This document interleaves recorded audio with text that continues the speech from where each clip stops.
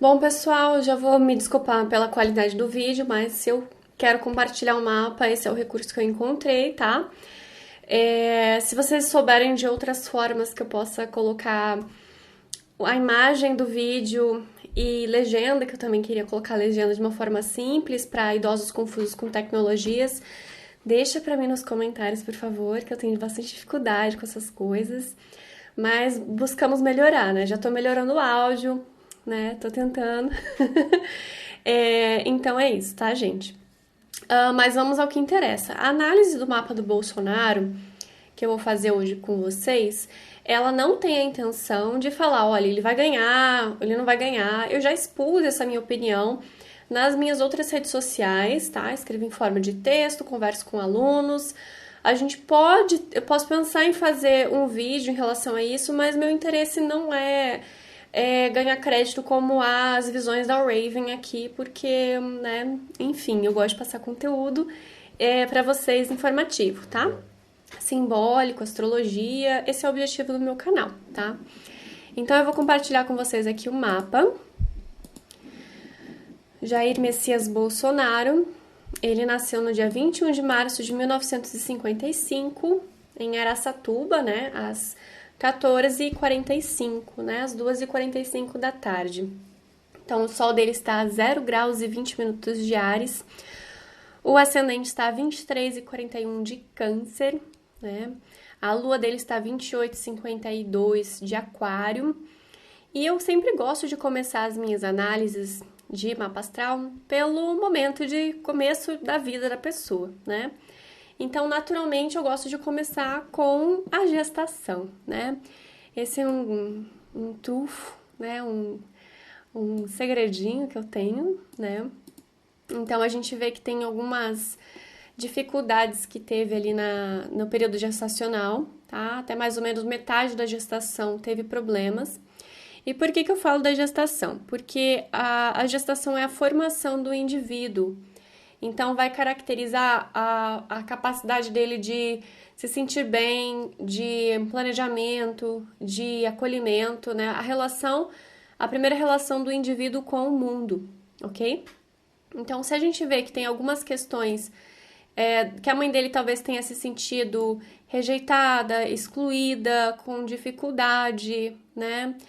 É, já o próprio regente da 12, né, também tá bem enfraquecido, já dificulta, assim, num sentimento de bem-estar, né, da própria relação da maternidade em si.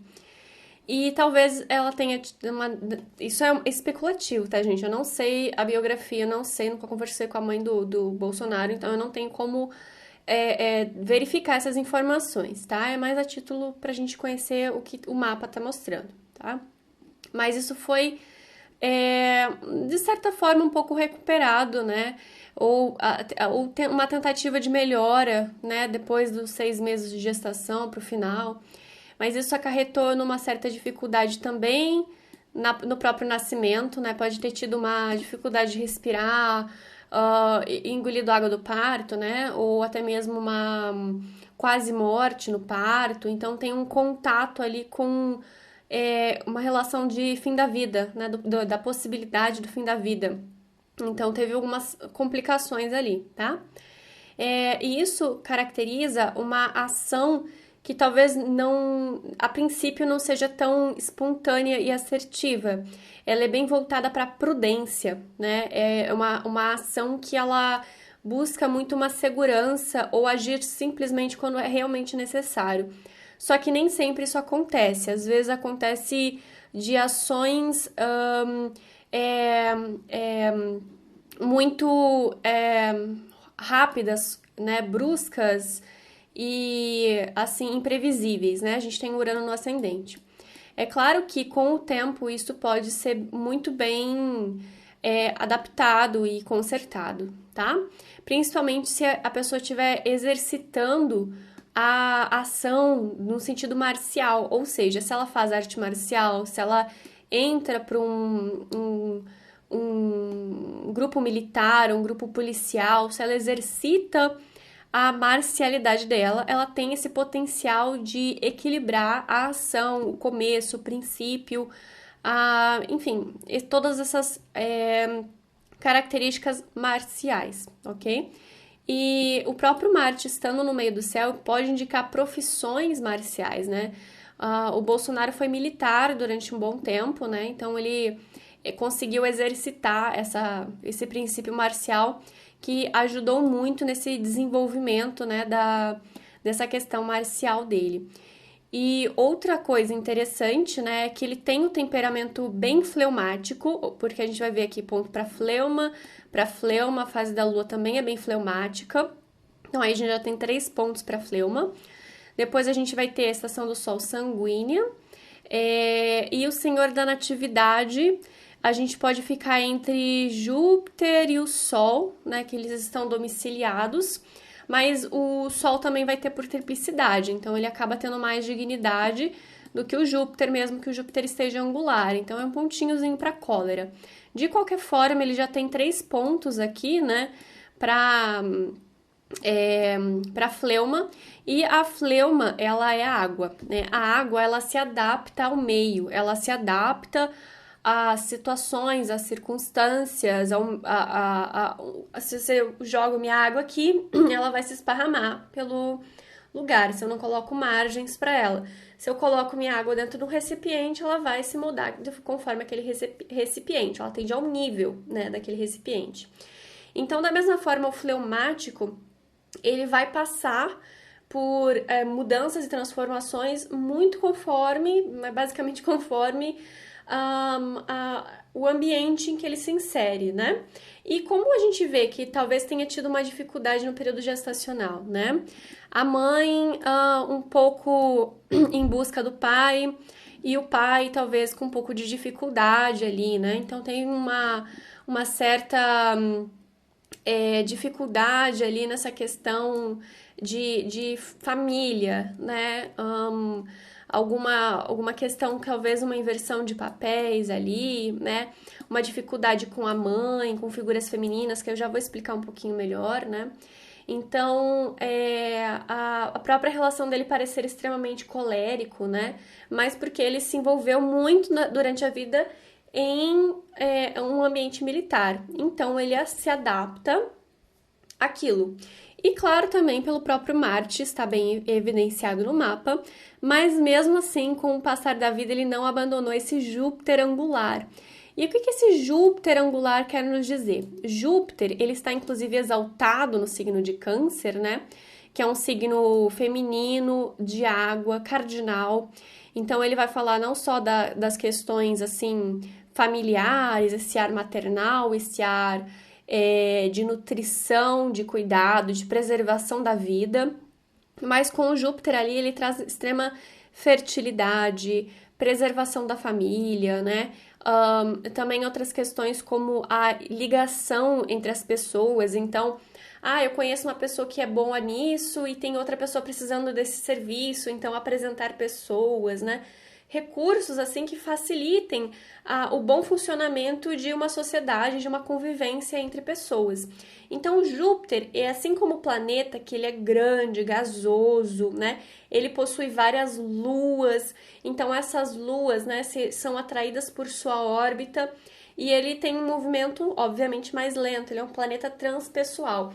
E ele é o chamado de grande benéfico para a astrologia, né? Grande benéfico ou padrinho do céu, porque ele garante benefícios onde ele está, ele traz muita facilidade, ele também é uma representação do sacerdote, do juiz, do grande sábio. Então são questões, são envolvimentos assim de arquétipos, né, que ele pode estar assumindo como um papel da própria liderança e da própria presidência, né? Dele ter interesses e aspirações políticas. E esses interesses e aspirações políticas não é necessariamente para uma admiração, porque ele por ele mesmo, né? A gente vai ver a relação da qualidade do regente do ascendente, tá bem apagadinho, porque é uma lua não só fleumática, né? Mas também num grau anarético praticamente, né? Ela tá para mudar de signo. Então, ele por ele mesmo, ele se recolhe em si. Por mais que esteja, inclusive, na casa 8, que é uma casa oculta, uma casa, assim, que tende a ser um pouco mais tímida. Então, ele em si tende a ser mais reservado com suas questões, com aparecer no geral, embora a gente tenha um Sol exaltado na casa 9, né? Entrando ali na casa 9. Eu também tenho, né? Aquelas... que é um Sol que facilita um pouco mais essa relação de autoridade, de se colocar, mesmo não gostando, né? Então, a questão íntima é mais reservada, embora tenha uma persona que se coloque por conta do quê? Assumir responsabilidades para um bem maior, né? Então, é o que acontece com Júpiter também angular, que reforça esse significado, esse simbolismo de, poxa, eu tô vendo que tem coisa errada acontecendo, tô vendo que tem coisa para ser melhorada, tô vendo que são XYZ questões ali, como eu posso fazer para resolver essa situação? Eu vou assumir lideranças, eu vou me colocar, eu vou contribuir, eu vou ajudar, eu vou servir. Áries, gente, ele é um signo muito interessante. Ele é o signo do carneiro, né? Portugal chama de carneiro. O carneiro, ele abre a primavera no hemisfério norte, então ele tem uma simbologia de abrir caminhos, de princípio, de começo, né? De entrar de cabeça. Então pode ter a cabeça muito quente, o calor sobe, pode ter febres muito altas, inclusive tem que tomar cuidado, né? Principalmente o pessoal do primeiro decanato ali. E por conta disso, tem também uma espontaneidade na ação. Então, não tem muita importância, muita questão em se acredita que aquilo é bom e que aquilo é verdadeiro, vai agir com espontaneidade. Tem gente que diz que Áries é egoísta, né? Eu acho que Áries não é egoísta, não. Ele nem sequer percebe que tem outra pessoa ali, né? E não é porque por maldade nem nada. É porque ele tá tão certo daquilo, né? Daquela verdade, daquele ponto de vista, que vai em frente, mas também não tem problema em mudar de opinião. Porque como ele fala de começos, ele não tem problema em começar, né? Eu tô falando só dos signos de Áries, tá? E chegando um pouco mais para a simbologia do regente, que é Marte, que é o deus da guerra, né? Também rege os cães, que são os melhores amigos do homem, né? E também são servos fiéis, né? E Marte é o servo fiel do rei. Por isso que o Sol se exalta em Áries, porque o Sol é o rei e Marte é o servo desse rei.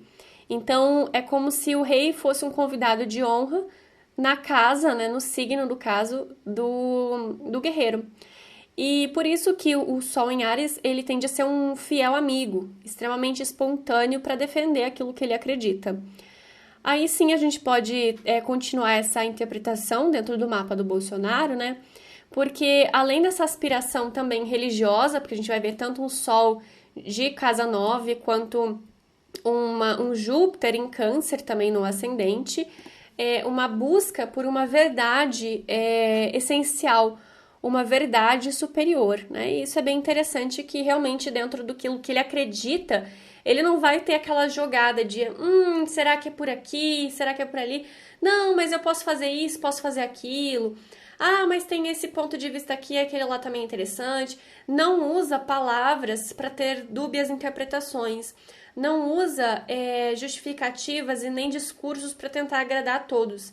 É certo, errado é errado. Então, o signo de Áries, Júpiter, essa busca por uma verdade superior, ela tende a ter uma relação de assumir uma postura, que isso a gente vai ver também pelo próprio Marte no meio do céu. Então, é certo, errado é errado. Não é aquela coisa de querer agradar todo mundo e jogar nos dois times. Não, é sempre direto, reto, né? É uma questão de unidade, de direcionamento. Então, eu acho isso bem interessante e bem marcado no mapa dele. Outro ponto que a gente pode ver aqui, né, é essa própria relação de trabalhos que envolvam casa 9 e casa 10, né, pela própria regência aqui, né. Então, o Marte, que é o dispositor na casa 9, né, então trazer os assuntos de casa 9 para o trabalho, para o reconhecimento da social, reconhecimento do exterior, né, que a gente vê também acontecendo. Então, naquilo que ele acredita filosoficamente, religiosamente, de filosofia de vida, ele vai projetar para as questões também profissionais, né? Ele vai colocar aquilo que ele acredita como aquilo que ele é. E isso é bem interessante também. Para falar um pouquinho mais sobre essa questão da verdade, né, a gente também pode olhar o Mercúrio. E o Mercúrio dele, coitado, tá bem fraquinho, né? Ele tá no signo de Peixes, que é um signo ruim para Mercúrio, porque ele não fica só exilado, mas ele também fica em queda, né? E a tendência não é que a pessoa tenda a ter problemas exatamente com a verdade na forma de falar, mas só se tivesse ali algum aspecto de tensão com Júpiter, né? Uma tensão ali com ou conjunção ali com Maléfico, alguma coisa assim, né? Enfim, a gente vai ver a qualidade desse Mercúrio baseado na Lua, que vai falar da mentalidade, né? E do próprio dispositor dele, que é Júpiter, né? Então a fala, ela é bem fleuma, né? Bem relacionada com água. E então, por isso que até ele tem essa língua presa, né? Tem uma forma de falar assim um pouco... Eu não sei imitar, meu marido imita certinho, é super engraçado. Porque o Mercúrio ele não tá muito favorável. E é muito baseado numa expressividade emocional. Embora as emoções dele em si, quem vai falar sobre isso é a Lua, sejam um pouco ansiosas e reservadas, ele tende a intelectualizar ou tentar entender aquilo que ele sente, mas aquilo que ele acredita, né, aquilo que ele acredita que seja verdade, ele vai expressar aquilo, mas tende a ter muita preguiça de falar. Muita preguiça de falar e de responder. Acho que a gente vê um pouquinho isso nas entrevistas e reuniões, né? Ele é sempre muito rápido, direto e assim, isso, e se a pessoa não acredita, ele dá uma resposta qualquer pra pessoa ficar em choque e fazer outra coisa, né? Então isso é muito coisa de Mercúrio em água, né? Principalmente Câncer, Peixes. É uma preguiça muito grande de falar, né? É aquela coisa assim, putz, isso é óbvio, já tá subentendido essa questão. Por que eu vou querer me explicar ou falar uma coisa que já tá evidente? Como é que vocês não veem isso, né? Porque o Mercúrio em água, ele tende a ter um intelecto muito aguçado e facilitado. Então, ele percebe as coisas antes de todo mundo, né? Sente as coisas, né? Ele entende o sentido, porque ele sente, eles têm o sentido, então muito mais aguçado, né? Enfim, né? A gente vai ver que tem quase um trígono por signo aqui, né? Com Júpiter.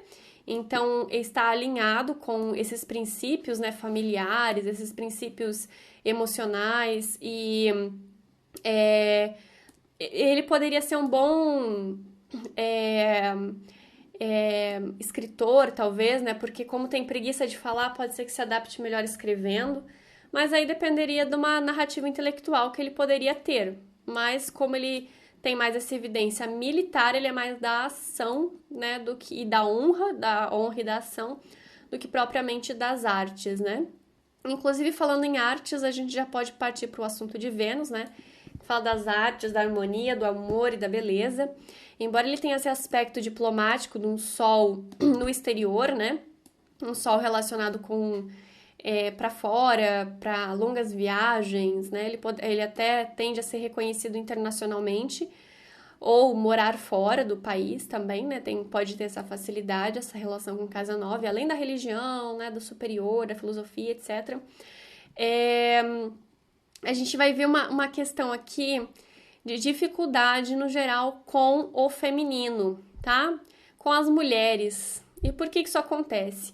Além da gente ter uma lua extremamente ansiosa, né? Ele pode até ter sofrido de algum tipo de ansiedade emocional, alguma questão assim. A gente vê Vênus tá peregrina, tá quase conjunta, né? Tá uns 10 graus de distância da Lua.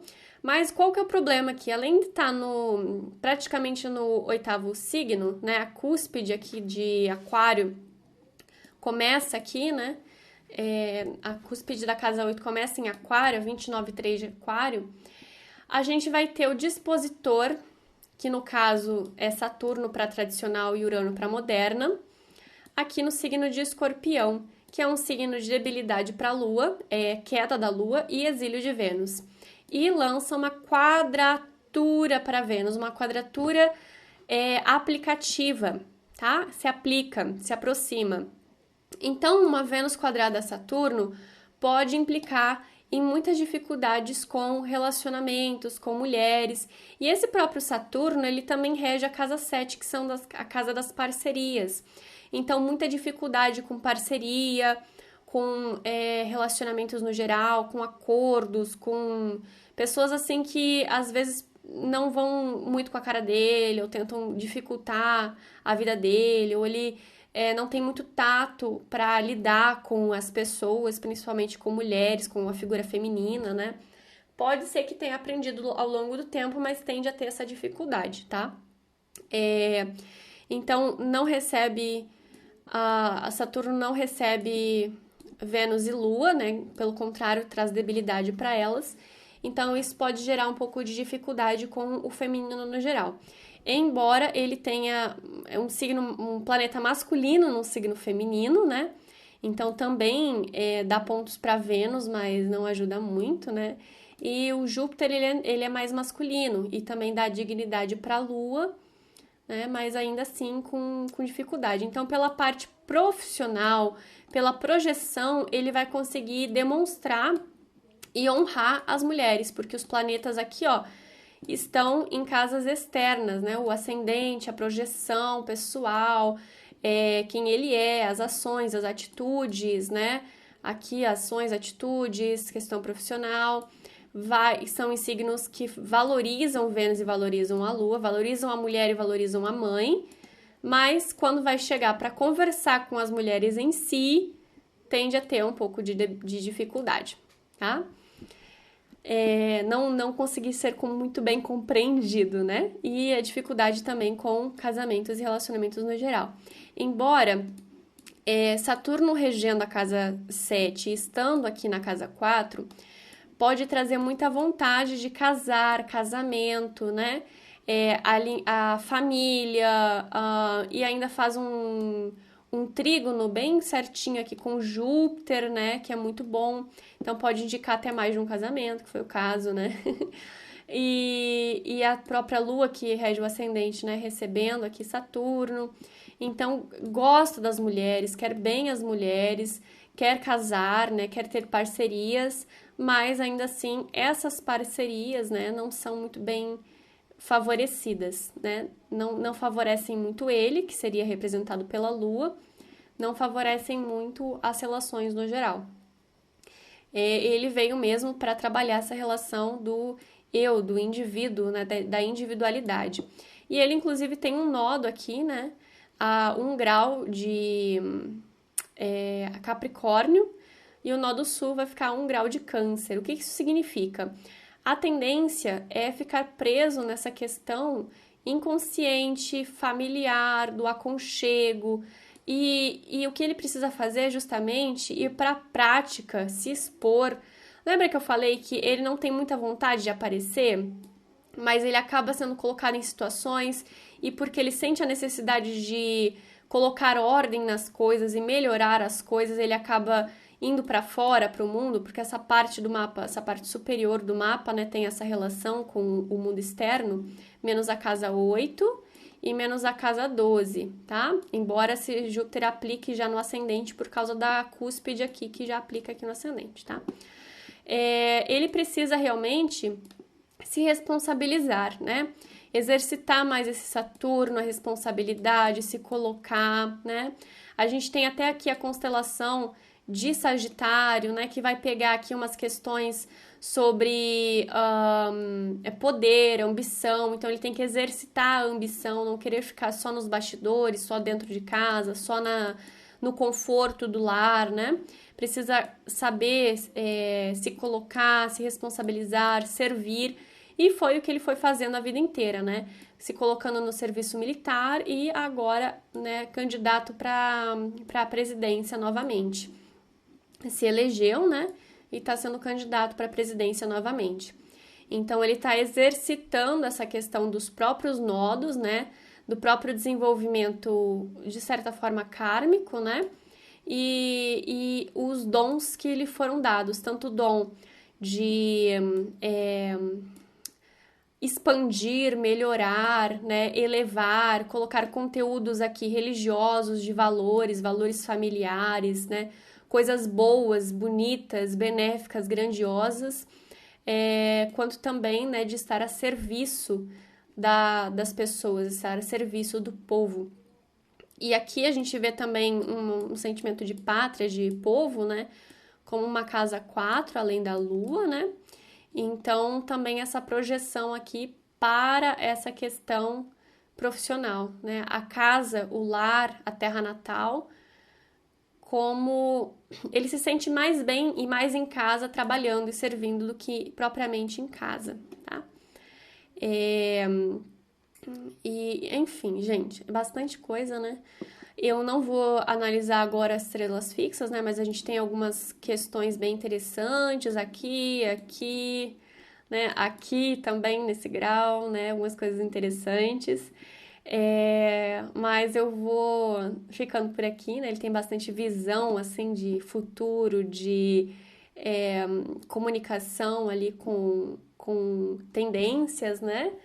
E é engraçado que Saturno, Aquário, muita gente fala sobre modernismo, né? Mas na verdade ele tem duas vertentes. Uma que é o romper com padrões, mas outra é manter uma ordem de funcionamento, depende do nível de equilíbrio, né?